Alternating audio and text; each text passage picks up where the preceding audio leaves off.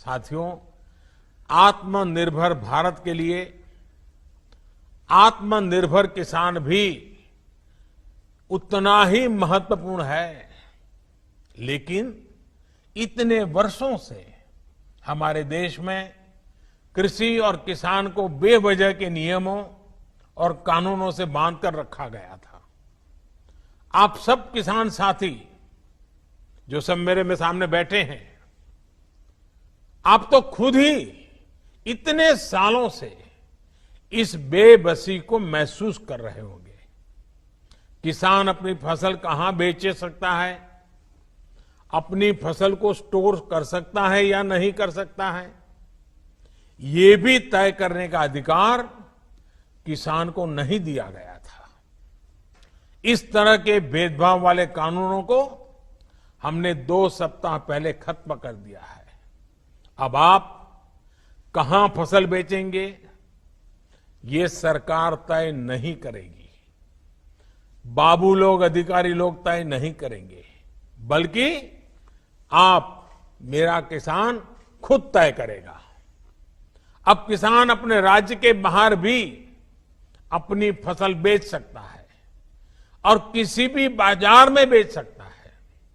अब आप अपनी उपज का अच्छा दाम देने वाले व्यापारियों से, कंपनियों से सीधे जुड़ सकते हैं, उन्हें सीधे अपनी फसल बेच सकते हैं। पहले जो कानून फसल के स्टॉक करने पर रोक लगाता था, अब उस कानून में भी परिवर्तन कर दिया गया है। साथियों, आत्मनिर्भर भारत पैकेज में किसानों की फसल रखने के लिए कोल्ड स्टोरेज बने, किसानों को सीधे बाजार से जोड़ा जाए, इसके लिए भी 1 लाख करोड़ के निवेश की घोषणा की गई है। जब किसान बाजार से जुड़ेगा तो अपनी फसल को ज्यादा दामों पर बेचने के रास्ते भी खुलेंगे। आपने आत्मनिर्भर भारत अभियान के तहत एक और फैसले के बारे में भी सुना होगा।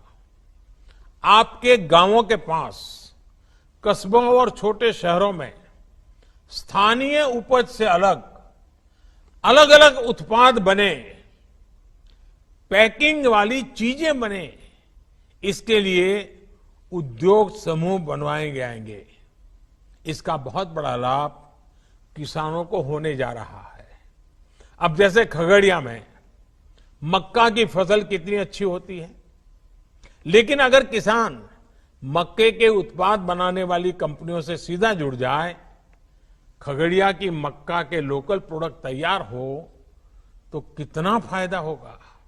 इसी तरह बिहार में मखाना है, लीची है, केला है, हमारे यूपी में आंवला है, आम है, राजस्थान में मिर्च है, मध्य प्रदेश की दालें, उड़ीसा झारखंड में वनों की उपजें, ये हर जिले में ऐसे अनेक लोकल उत्पाद हैं जिनसे जुड़े उद्योग पास में ही लगाए जाने की योजना है।